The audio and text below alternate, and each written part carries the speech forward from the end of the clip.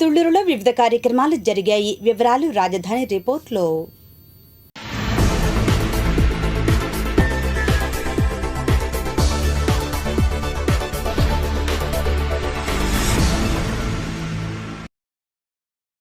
రెండో విడత పూలింగ్ గ్రామమైన వడ్లమాను రైతు చుండు నర్సిరెడ్డి ల్యాండ్ పూలింగ్కు 13 ఎకరాలు ఇచ్చారు. దీనిలో 2 ఎకరాల్లో కోళ్ల ఫారం షెడ్లు ఉన్నాయి. వాటికి ఎస్టిమేషన్ జిల్లా కలెక్టర్ ద్వారా వేశారు. సిఆర్డీఏ అధికారులు కూడా పరిశీలించారు. కానీ షెడ్లకు పరిహారం ఇవ్వడం లేదని రైతు వాపోతున్నారు. ఒకవేళ మీకు నష్టపరిహారం ఇవ్వటానికి ఇష్టం లేకపోతే నా భూమి నాకు ల్యాండ్ పూలింగ్ నుండి మినహాయింపు ఇవ్వండని నర్సిరెడ్డి బుధవారం తుళ్లూరులో మీడియా సమావేశంలో తెలిపారు. నా పేరు చుండు నర్సిరెడ్డి, వడ్డమాన గ్రామం, తుళ్లూరు మండలం, వడ్డమాన గ్రామం. నేను నారా చంద్రబాబు నాయుడు అమరావతి రాజధాని విస్తరణలో భాగంగా భూములు అడగను భూములు ఇచ్చా. ఇక అక్కడి నుంచి నా కోళ్లపారం నష్టపరిహారం ఇవ్వడంలో కానీ దాంట్లో ఎంక్వైరీలు చేయడం కానీ డిలే చేశారు. కమిషనర్ గారు 10-15 సార్లు చెప్పుంటాడు. ఆయన పెద్దరెడ్డి గారికి మాట ఇచ్చాను, ఆయన వల్ల మనకు ఆ గ్రామంలో ఉపయోగం ఉందని. వీళ్ళు ఏం చేశారు, గుంటూరు జిల్లా కలెక్టర్ గారు ఇచ్చిన దాని మీద రీ ఎంక్వైరీ పెట్టారు.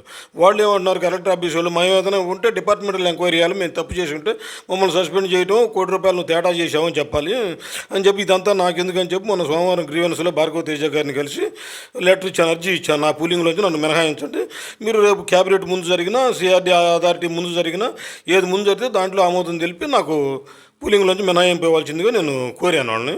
సరేనని నా ముందే ఎస్డీసీ గారికి రాసేశాడు. ఈ ₹1,00,00,000 వ్యవహారం ఏంటంటే 5.5 కోట్ల రూపాయలు కోళ్లపారానికి వచ్చింది నష్టపరిహారం. దాని మీద రీ ఎంక్వైరీకి వేశారు. దానికి అధికారులు ఏమన్నా నాకు ఫోన్ చేసిన ఎవరు అడిగారు. అడిగితే నా దగ్గర ఏముంటుందండి, 2012లో జరిగిన కొనుగోలు చేసిన రసీదులు పొద్దులు నా దగ్గర ఏం లేదు, మీరు ప్రకారం మీరు రాసుకోవటం మీరు ఏరియా రాసుకుంటారు, నాకు తెలియదు కదా.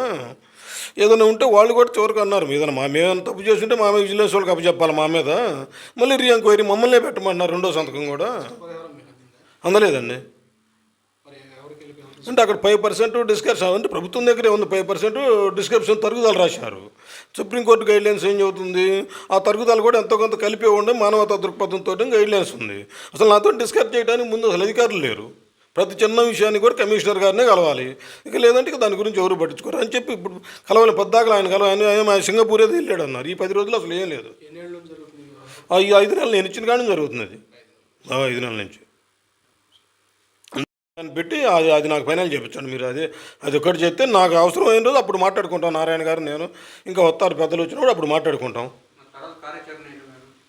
తర్వాత కార్యాచరణ అంటే ప్రభుత్వం మా దగ్గరకు వచ్చి మాట్లాడితే మేము ఏదైనా చెప్పగలుగుతాం. ప్రభుత్వం పెద్దలు ఎవరు రావట్లే మా దగ్గరికి.